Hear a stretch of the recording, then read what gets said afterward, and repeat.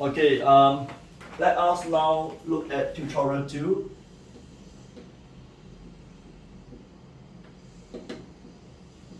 In the last HBL, we have already covered question 1, 2, and 3. Let's now look at question number 4. We'll start from number 4. Alright, in question number 4, you're asked, is the function f continuous at x equals 0? So first thing you need to check for continuity is f0 well defined? f0 according to the definition is 5 of 0 plus 3. So it's equal to 3. It's well defined. Secondly, you want to check is the limit, does the limit exist? The limit when x tends to 0 of fx, right? If you look at the left and right limit, you more or less see again. On the left limit, right? On the left limit, it'll be 3. For the right limit, if you use the other function, you'll find that it's going to be 3 also. So believe me, this is true. Okay, it's true. Okay, alright, you check and see. So for this question, you really have to look at the left limit and the right limit. Then next thing is, you will also realize that this thing is equals to f0. So therefore, f is continuous at x equals to 0. So first conclusion. Part 2, it asks you, do you think the function is differentiable at x equals 0?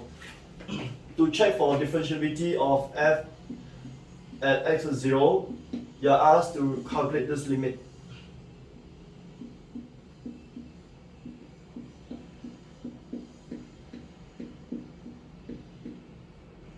X minus 0. Okay. So again, for this question, right? For this question, you really have to do it in two directions. You know, you look at the limit on the left. For the left limit, right, you'll be looking at 5x plus 3, and this is easily equals to 5. You can look at the limit on the right. For the limit on the right, you can look at this one. Limit as x tends towards 0 plus. On the right, you have this. You're going to have 3x plus 4 plus sine 2x minus cos of x minus 3 over x minus 0. Right. Okay, to calculate this one, right? To calculate this one, it might have to do a bit more working. Let me try to do it mentally again. Let me see. This will be 3. This is going to be 3 and 2, and then 2.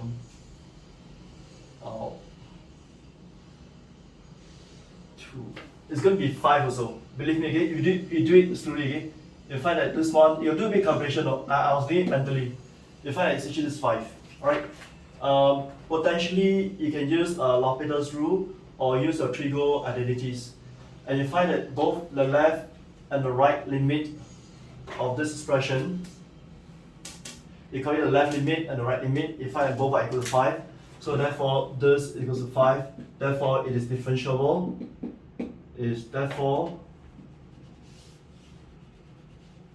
Therefore, f is differentiable at x equals to 0. Now, of course, in exam you can't do this, okay? In exam, I expect you to write down completely. But in this case, I was taking easy way out.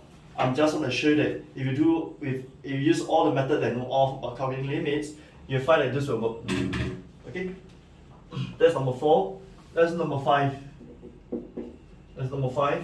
You're asked to check whether or not f is differentiable at x equals 1. So to check for this differentiability, one of the first thing that you want to do is to check for continuity first. Let's check whether or not it is true again, continuity. So first and foremost, let's check for continuity first. Continuity. Okay, first and foremost, f of 1. F of 1 by definition is 1. Number 2, check for the limit when x tends towards 1 of fx. This becomes limit x tends towards 1 of this fellow.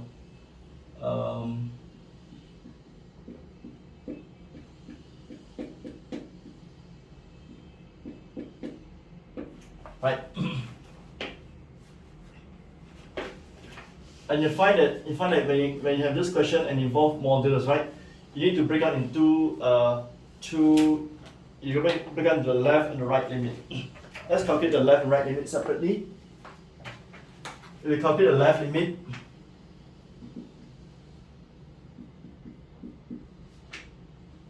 you get this. If you calculate the right limit,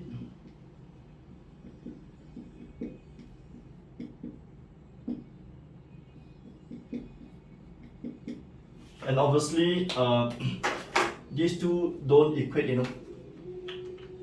right? They're not the same. These two, right, not equal. And because they're not equal, right? Because they're not equal, therefore the limit does not exist, and therefore you can say that function f is not continuous at x equals to 1. And because it is not continuous at x equals 1, you therefore can conclude right away that therefore hence f is not differentiable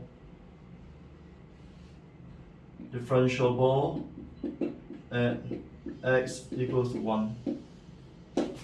So therefore for question number 5, you just have to check for continuity, and then that's good enough. Okay, let's try number 6.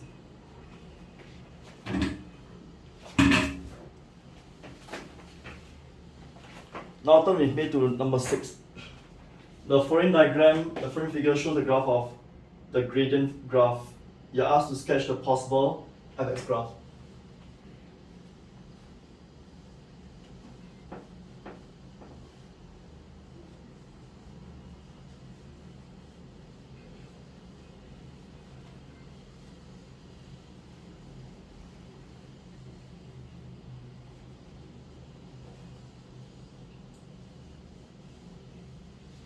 Okay, if this is a diagram of the gradient graph, then it tells me that the fx graph actually has two stationary points. At x equals to -1, it is actually a maximum, local maximum. Why local maximum? Because the gradient at x equals -1 changes from positive to negative, and for the other point at x equals 4, the gradient changes from negative to positive, so it's a local minimum point. So for reason, a possible sketch of graph would be like this.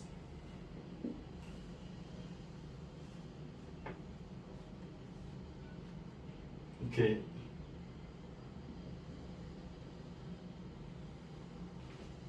This at -1, and this at 4. This x, and this y. Okay, because okay, so you see that actually it has local maximum and local minimum. In between, right, there should be an inflection point somewhere here. Based on the graph of based on the gradient graph, right, it tells me that there must be an inflection point somewhere in between, which means if I want to amplify this point will look something like this.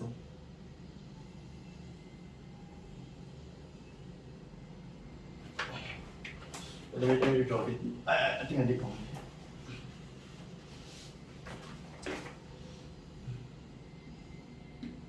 It should be like this.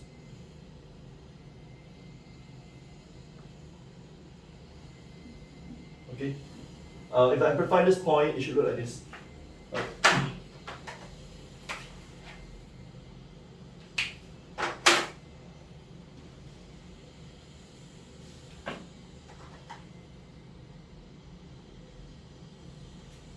Okay, so there is an inflection point somewhere here. If you amplify it, it looks something like this. Okay, just actually number 6. Okay, then we are going to do number 7. Find the values of C that satisfy the mean value theorem or the Rolle's theorem for fx on the interval. Okay, for number 7,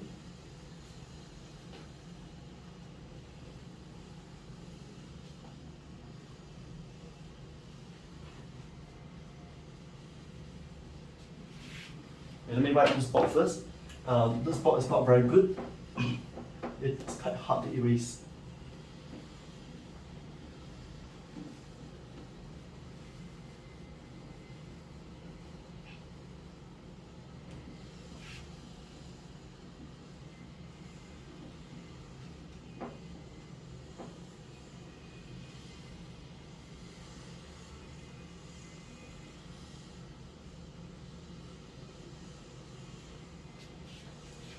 Okay, for number 7,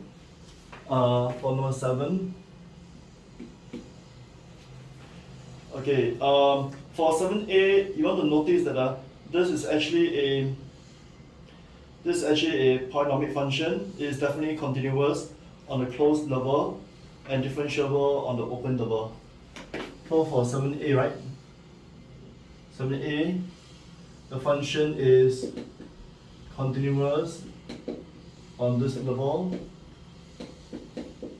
and differentiable on this interval.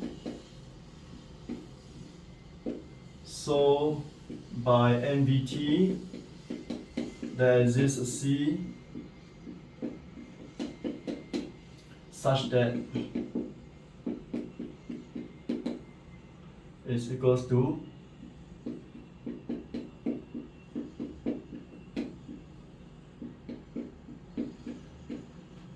so f prime of C, right?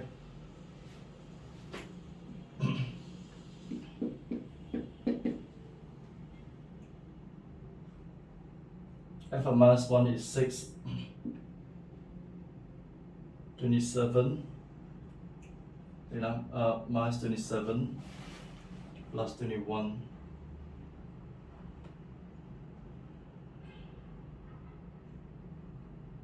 Okay, minus 27 plus 21 minus 6.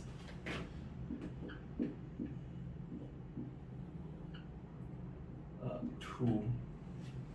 I hope my calculation is correct. So from here I got 6, 13.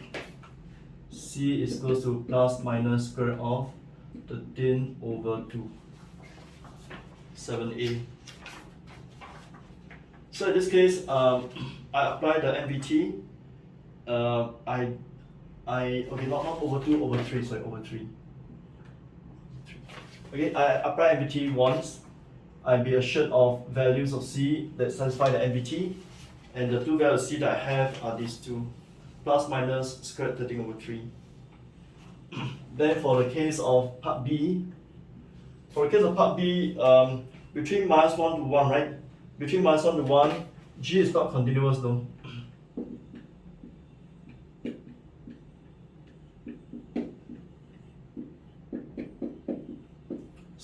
So cannot apply, no?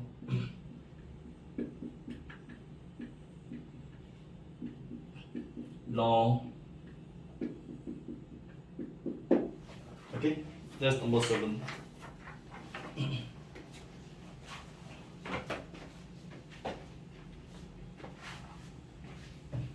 Okay, that is number 7. Then let's do number 8.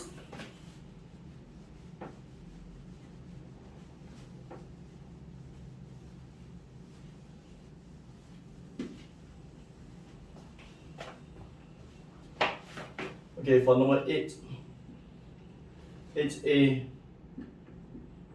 you're asked to find the derivation of this 4. Okay. Okay, then the derivation formula for quotient is v du dx minus u dv dx over v squared. So f of 4 is 2. G prime of 4 is 8. G of 4 is 17. F prime of 4 is 1/4. Then f of 4 is 2. Okay. Then what we have here, let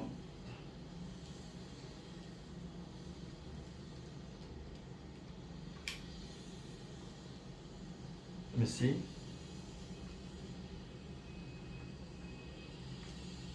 (47/16). Yep, 47/16. 47/16. 47/16. Okay, then you have part B.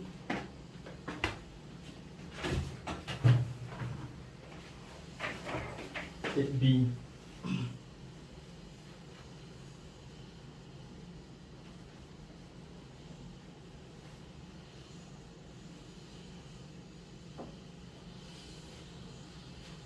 Okay, 8B.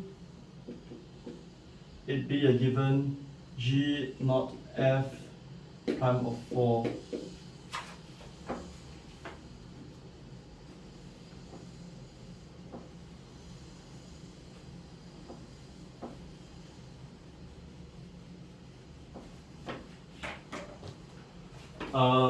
This would be, okay, this is a complete function. So it will be G prime of F4 times F prime of 4. Okay, so become G prime of F of 4 is 2. F prime of 4 is 1/4. G prime of 2 is 4. So it's going to be 4 times 1/4, 1.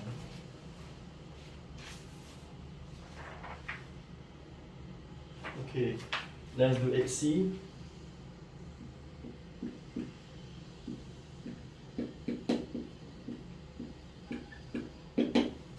We have learned a way to calculate the derivative of the inverse.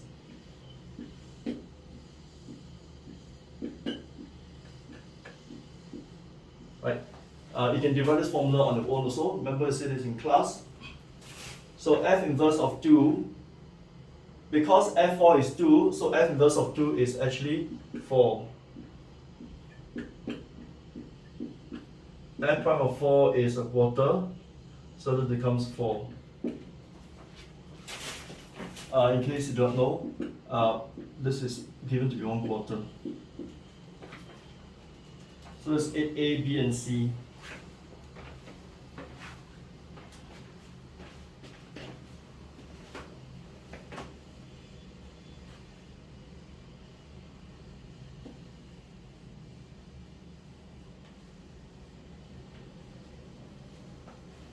Okay, then do number 9. 9A. Okay. 9A, you ask to find the limit. Limit when x goes towards infinity of this expression, x squared plus x minus x.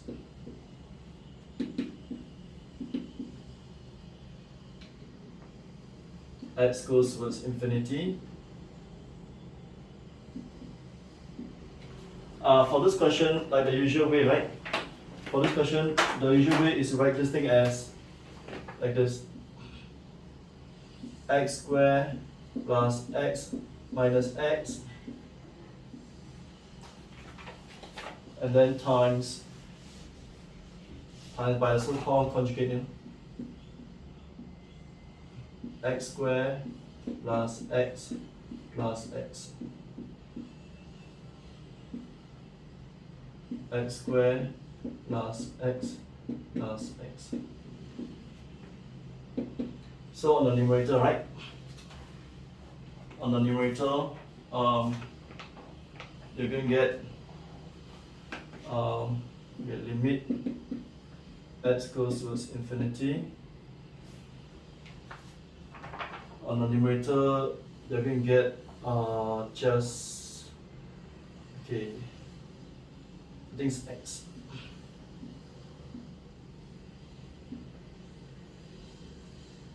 Okay. On the denominator, you can get this x squared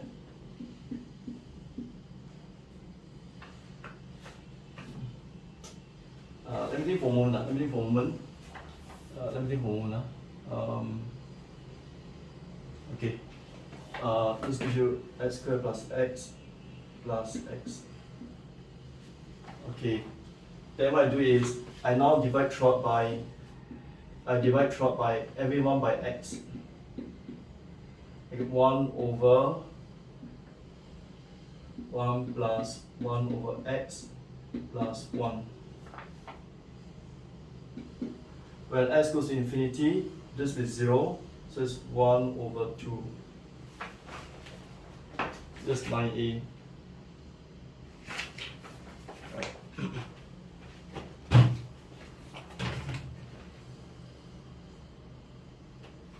Okay. Then let's do 9b.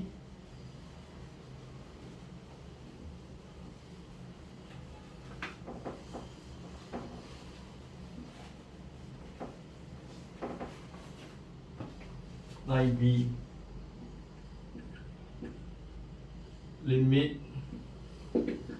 as x goes towards infinity of ln of x squared plus 1 over x. Okay, so in this case, right, you find that as a fraction, right, when the numerator, when x goes to infinity, right, the numerator will be infinite, this will also be infinite. When that happens, I can therefore use the L'Hopital's rule. I can then use the L'Hopital rule once. This gives you 2x over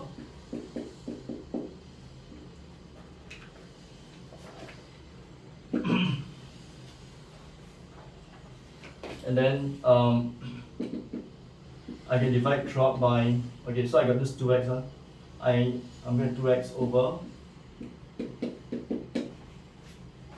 I divide throughout by x squared, divide every term by x squared,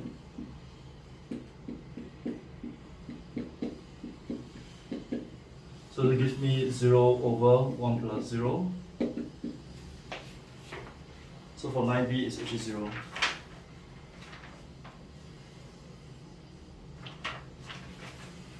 Let's do 9c.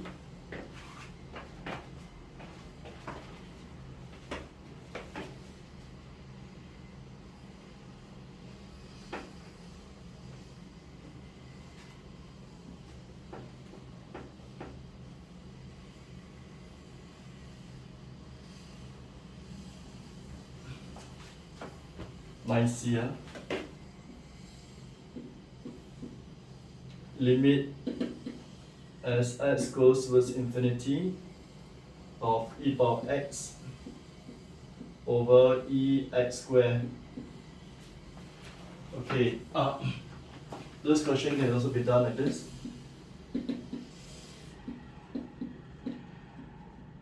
E power of x,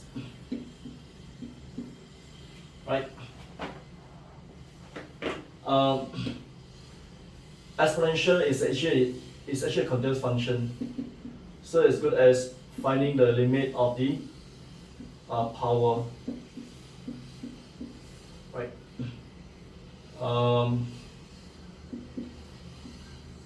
When x goes to infinity, when x goes to infinity, right? X minus x squared goes to negative infinity, right? So this is going to be 0.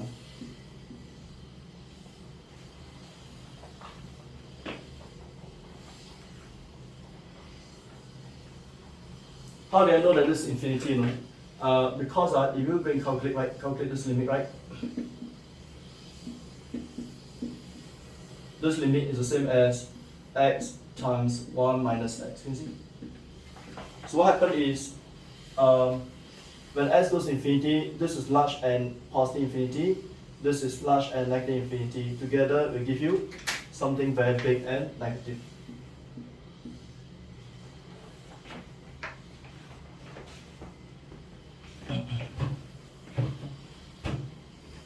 Okay. That's number 10.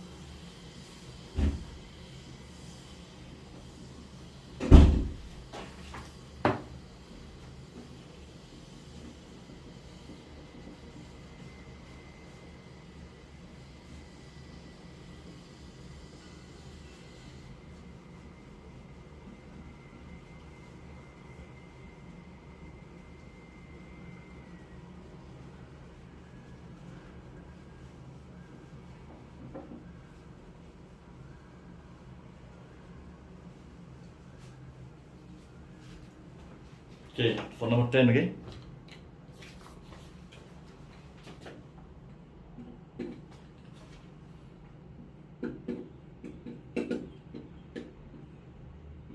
X squared minus 1. Now, for a graph that's like this, right? For a graph that's like this, if you're interested in asymptotes, right? The asymptote of this graph, right, comes in two ways, no? And to find the graph, first and foremost, right? To find the vertical asymptotes,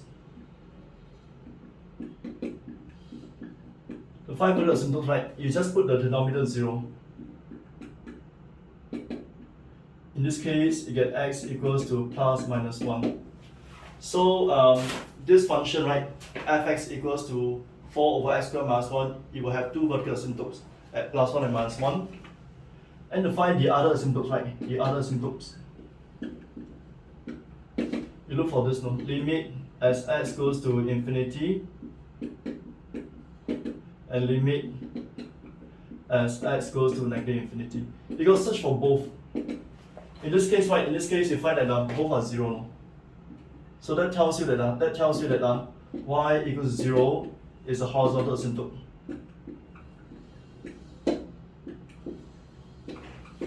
So because of this finding, it therefore has two vertical and one horizontal. Let's see again. Two vertical, x-axis as horizontal. Yes. So therefore, because of this, answer is C. No?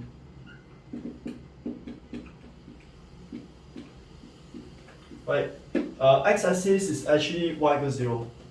Right. X-axis is a horizontal asymptote, and plus minus 1, x equals plus minus 1 is the vertical asymptotes. That's question number 10.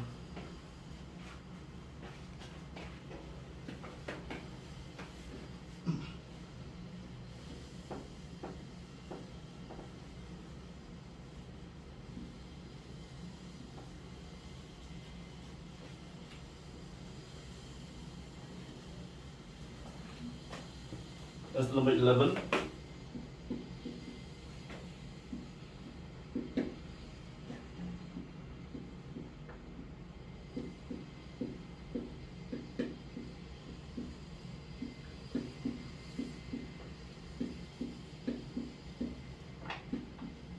Okay, again, to look for vertical asymptote,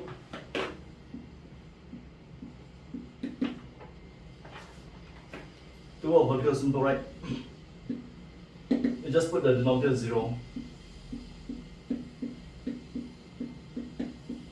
You have two answers now. X equals to 0 or x equals to 1. To look for the other asymptote, okay? Other asymptotes. You just look for this.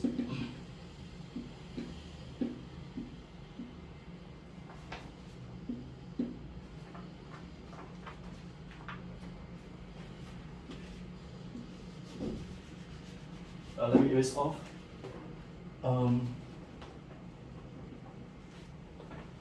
Okay, this one, you look for the limit as x goes to infinity of y, the limit when x goes to infinity of y. You find that in both instances it be half.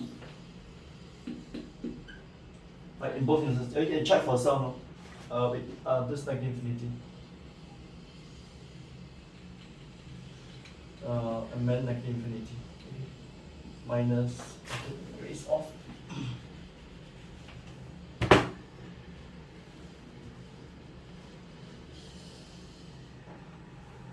I'm going to say limit as x tends towards negative infinity also be half. Okay, so that tells me that y equals to half is a horizontal asymptote.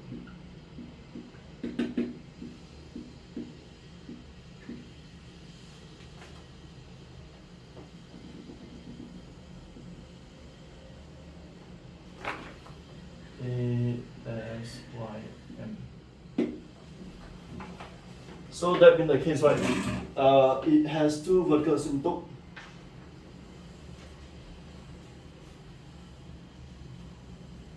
Okay. And it has one horizontal asymptote. So answer again is C, you know. So C is the answer also. Let me see for a moment. Let me think for a moment. Let me see if it's true first. X, yeah. It's the same thing. You know. Okay. Right, so 11, 10 and 11 is actually the same calculation. They look the same. So whenever you look for asymptotes, these are two steps you just need to follow, and then you're done already. I will leave the other two questions. We're left with 13 and 14 though. We'll do it when I see you in class. Okay? Alright then, goodbye.